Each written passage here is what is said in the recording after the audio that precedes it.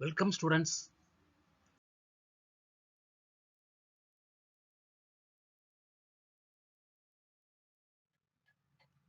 Recording in progress. Students, this is his first flight the post, page 4 and 5. This is part 4th. இப்போ நம்ம பார்க்குறது 4வது நாள் பார்க்குறோம்.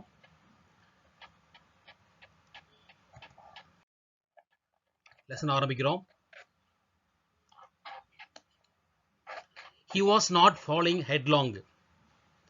Now, he was soaring gradually downwards and outwards. He was no longer afraid.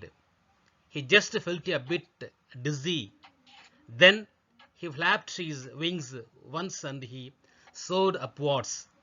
He uttered a delightful scream and flapped them again. He soared higher, raised his breast, and banked against the wind. Ga, ga, ga, ga, ga, ga, galoola. His mother swooped past him, her wings making a loud noise. He answered then. Then he saw his two brothers and sister flying around him, soaring and diving. Okay students, நான் படிச்சுட்டேன், pronunciation பார்த்துருப்பீங்க. இப்போ இந்த பேசேஜில் கவனிங்கம்மா.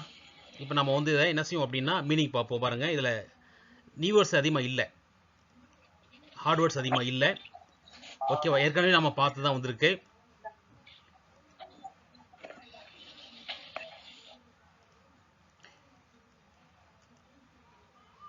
He was not falling headlong now.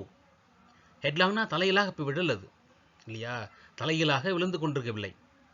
He was soaring gradually. இப்போ என்னாச்சு அப்படின்னா, சோரிங்னா rising. இப்போ அது என்ன பண்ணிட்டு இருக்கு, மேலே எழும்பி கொண்டிருக்கு. எப்படி? கிராஜுவலி, படிப்படியாக எழும்பி கொண்டிருக்கிறது. டவுன்வார்ட்ஸ், கீழே இறங்குகிறது. அண்ட் அவுட்வார்ட்ஸ், பக்கத்துலாம் திரும்புது. அப்போது பார்த்தீங்கன்னா gradually டவுன்வார்ட்ஸ், அவுட்வார்ட்ஸ். He was no longer afraid. இப்போ அதுக்கு பயமே இல்லை. He just felt a bit dizzy. ஆனால் கொஞ்சம் தலை சுற்றலாக இருக்குது. a bit, கொஞ்சம் a bit dizzy அப்படின்னா தலை சுற்றலாக இருக்குது, மயக்கமாக இருக்குது. Then he flapped his wings once. இப்போ என்ன செய்யுது, விங்ஸை படப்படம் அடிச்சுக்குது. இப்போ விங்ஸ் இப்போ அடிக்க ஆரம்பிச்சது இப்போ. அதனால் and he soared upwards. Wings அடிக்க அடிக்க அது மேலே எழும்பி கொண்டிருக்கிறது, upwards.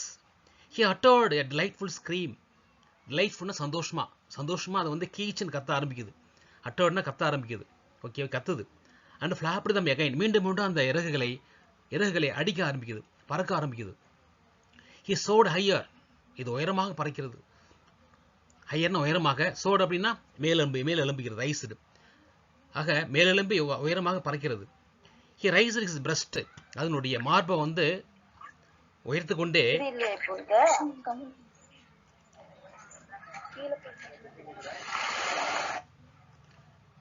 சத்தம் போடாதீங்கம்மா, அமைதியா இருங்க. He raised his breast and banked against the wind. அது மார்பை உயர்த்தி கொண்டே அந்த காற்றுக்கு எதிராக சாய்வாக பறக்கிறது. இங்கே பேங்கர் அப்படின்னா ஸ்லோப்பாக பறக்கிறது, சாய்வாக. ஓகேவா? சாய்வாக பறந்துகிட்டே போகிறது. அதாவது தன்னுடைய மார்பை உயர்த்து கொண்டு காற்றுக்கு எதிராக, எகென்ஸ்ட்னா எதிராக சாய்வாக பறந்து கொண்டிருக்கிறது. என்ன சத்தம் போடுது பாருங்க, கா கா கா கா கான்னு சத்தம் போடுது, கலூல்லா அந்த மாதிரி. His mother swooped past him. அதே போல் அவங்க அம்மா என்ன செய்யுது, இந்த சீகல்ல பாஸ்ட் கடந்து போகுது. எப்படி? சல்லுன்னு கடந்து போகுது. சூப்னா வந்து என்ன அர்த்தம், ஏற்கனவே பார்த்துருக்கோம், பறந்து போகிறது இல்லையா, சல்லுன்னு கடந்து போகுது. her wings making a loud noise. பறந்து போகும்போது அந்த அம்மானுடைய அந்த விங்ஸ் வந்து இந்த சீகலுக்கு நல்ல சவுண்டை உண்டாக்குது, சவுண்ட் உண்டாகுது. Okay. he answered her with another scream. இப்போ இந்த சீகல்ல அவங்க அம்மா கிட்ட இன்னொரு ஒரு ஆன்சர்டு பதில் சொல்லுது. எப்படி? இன்னொரு கீச்சு குரலால். ஸ்கிரீம்னா கீச்சுன்னு கத்துறது இல்லையா, அந்த மாதிரி இந்த சீகல் வந்து இன்னொரு கீச்சு குரலால் பதில் சொல்லுது. தென் his father flew over him screaming. அவங்க அப்பாவும் என்ன செய்யுது, இந்த பறவைக்கு மேலே கத்திக்கிட்டே பறக்குது. ஃப்ளூன்றது பறக்கிறது.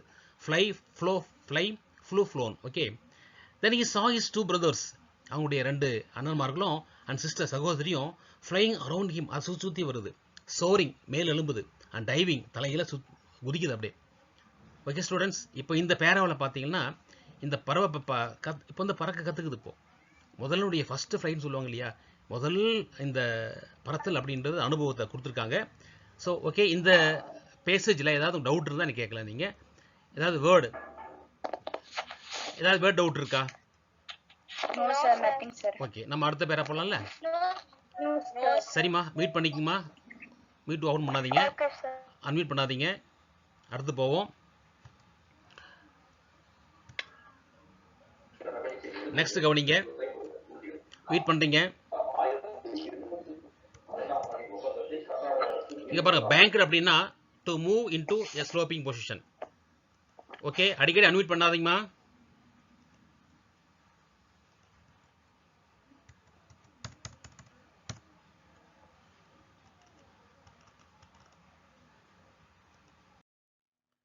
நெக்ஸ்ட் பேரை பாருமா. Then he completely forgot that he had not always been able to fly and commenced to dive and soar, shrieking shrilly. He was near the sea now, flying straight over it, facing out over the ocean. He saw a vast green sea beneath him, with the little ridges moving over it. He turned his beak sideways and crowed amusedly. His parents and his brothers and sister had landed on this green floor in front of him. They were beckoning to him, calling shrilly. Okay, படிச்சிட்டோம். போ next நம்ம வந்து new words பார்க்கலாம். New வேர்ட்ஸில் பார்த்தீங்கன்னா shrieking அப்படின்னா making a high pitched piercing cry. ரொம்ப சத்தமாக கத்துறது நம்ம வந்து ஸ்ட்ரீக்கிங் சொல்லுவோம். நெக்ஸ்ட் வந்து அம்யூஸ்ட்லி அப்படின்றது வந்து பார்த்தோம்னா ஜாய்ஃபுல்லி, சந்தோஷமாக.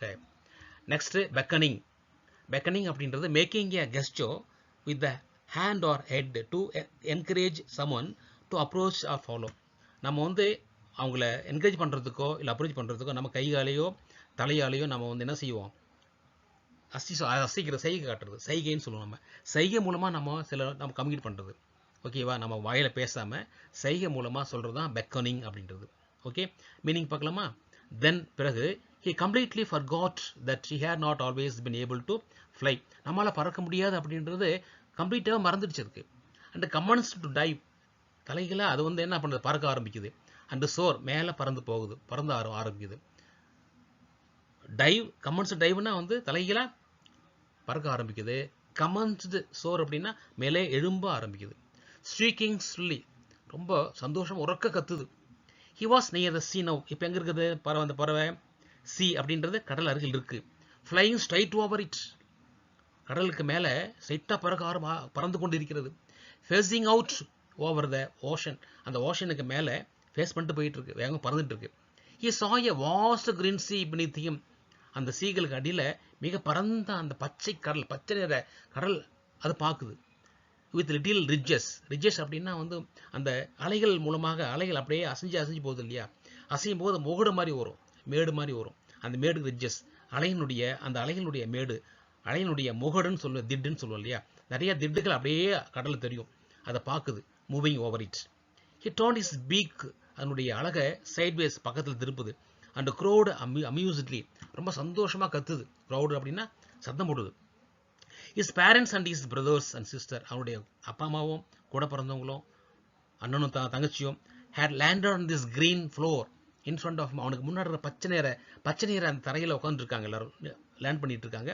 They were beckoning to him, அவங்ககிட்ட சை பண்ணி கூப்பிட்றாங்க, வா வா அப்படின்னு. காலிங் shrilly, அதுவும் இல்லாமல் அவங்க shrilly அப்படின்னா கிச்சன் கத்தி கூப்பிடுறாங்க, வாங்க அப்படின்னு.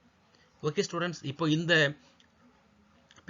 பேசேஜில் பார்த்தீங்கன்னா மீனிங் நம்ம சொல்லிட்டேன். ஏதாவது உங்களுக்கு வேர்ட் மீனிங் தான் கேட்கலாம் நீங்கள், இல்லை அடுத்த பேருக்கு போகலாம். ஓகே, கவனிங்க. He dropped his legs to stand on the green sea. சத்தம் வருதுமா? He dropped his legs to stand on the green sea. His legs sank into it.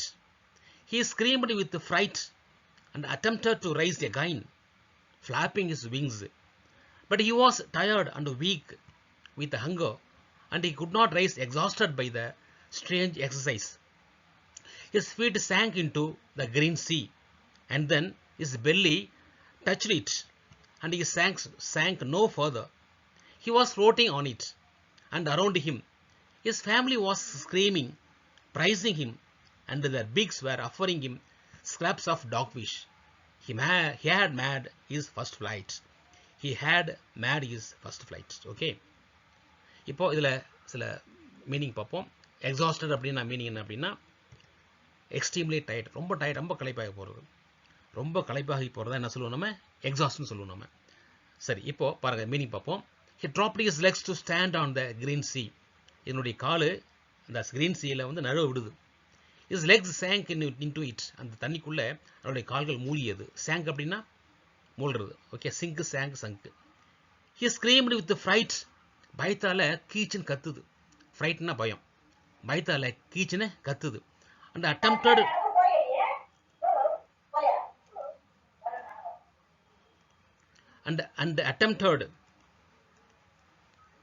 சத்தம் போடுறீங்கம்மா, அடிக்கடி அன்மியூட் பண்ணிக்கிறீங்க. and attempted to rise again. மீண்டும் என்ன பண்ணுது அப்படின்னா மீண்டும் மேலே எழும்ப முயற்சி பண்ணுது. அட்டெம்ப்ட்னா முயற்சி பண்ணுறது. எப்படி? டு ரைஸ்னா மேலே எழும்புறதுக்கு. ஃப்ளாப்பிங் ஹிஸ் விங்ஸ், அதனால அதனுடைய விங்ஸ் இறகுகளை படப்படன்னு அடிச்சுக்குது. பட் ஹி வாஸ் டயர்டு, என்ன இருந்தாலும் ரொம்ப களைப்பாயிருக்கு. அண்ட் வீக், ரொம்ப மெலிஞ்சு போயிட்டுருது. வித் ஹங்கர், என்ன காரணம்? பசியோடு இருக்கிறதுனால மெலிஞ்சு போயிருக்கு. And he could not rise exhausted by the strange exercise, அதனால் எழுந்திரிக்க முடியல. என்ன காரணம்? ஸ்ட்ரேஞ்ச் எக்ஸசைஸ், ஒரு புதிய ஒரு பயிற்சி. அதுக்கு அந்த புதிய பயிற்சினால ரொம்பவும் களைப்பாகி போயிட்டு அதனால் எழுந்திரிக்க முடியல. His feet sank into the green sea. அதனுடைய கால் முழுசுமே தண்ணியில் மூழ்கிடுச்சு. And then his belly touched it. அதனுடைய வயிற்று பகுதி தண்ணியில் touched, தொட்டுச்சு. And he sank no further. ஆனால் இது மூழ்கலை, பறவை வந்து தண்ணிக்குள்ளே மூழ்கலை. He was floating. தண்ணிக்குள்ளே அந்த பறவை மூழ்காம மிதக்குது, மிதந்து கொண்டு. பறவை வந்து தண்ணிக்குள்ளே மூழ்காது எப்பயுமே, ஏன்னா தண்ணியுடைய அடர்த்தியை விட பறவையுடைய அடர்த்தி கம்மியாக இருக்கிறதுனால மூழ்காது. He was floating. floatingனா மிதந்து கொண்டிருந்தது. on it. and around him, அந்த பறவை சுத்திரும். his family, அதனுடைய குடும்பம், was screaming, கீச்சு கீச்சுன்னு கத்தி கொண்டிருந்தன. praising him, பாராட்டி கொண்டிருந்தன. and their beaks, ஓகே, அதனுடைய அலகிலிருந்து வேர் offering him scraps of dogfish. டாக்ஃபிஷ் சொல்லக்கூடிய அந்த ஃபிஷ்னுடைய ஸ்கிராப்ஸ் கிழிச்சு போடுறாங்க இல்லையா, அந்த உணவை வந்து அந்த ஊட்டியது. எல்லா பறவையும் தண்ணி மேல் இருக்கிற அந்த சீகளுக்கு உணவாக ஊட்டியது டாக்ஃபிஷ். ஓகே, இப்போதான் வந்து he had made his first flight. அதனுடைய முதல் பறத்தலை அது கற்றுக்கொண்டது, அது உண்டாக்கியது. முதல்ல இதை பறக்க ஆரம்பிக்குது, பறந்தது. எல்லாம் சந்தோஷப்பட்டாங்க, அவங்க பேரண்ட்ஸுங்க, அந்த கூட பிறந்தவங்க எல்லாம் சந்தோஷப்பட்டாங்க. இப்போ அந்த பறவைக்கு உணவு ஊட்டியது. அப்போ தண்ணிக்கு மேலே இருக்கு.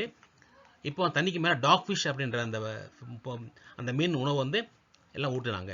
ஓகே ஸ்டூடெண்ட்ஸ், இப்போ இதோடு நம்ம வந்து என்ன பண்ணுறோம் அப்படின்னா, கிளாஸ் நம்ம ப்ரோஸ் முடிச்சிட்டோம். குறிப்பாக பார்த்தோம்னா இந்த ப்ரோஸ் வந்து உங்களுக்கு ஃபுல்லாக சினோனிம்ஸ் ஆண்டனிம்ஸ் அனுப்புகிறேன். ஓகேவா? உங்களுக்கு குரூப்பில் என்ன செய்யற அப்படின்னா, ஆமாம், குரூப்பில் சினோனிம்ஸும் ஆண்டனிம்ஸும் உங்களுக்கு அனுப்புகிறேன்.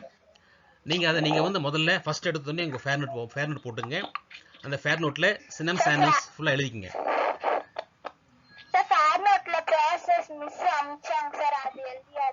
பேசிவ் வாய்ஸா? வெர்ப் தானம்மா? என்னம்மா? ஓகேம்மா, வெர்ப் வந்து கிராமர் நோட்ல எழுதணுமா? வெர்ப் வந்து கிராமர் நோட் எழுதணும். இது வந்து ஃபேர் நோட் எழுதணும்.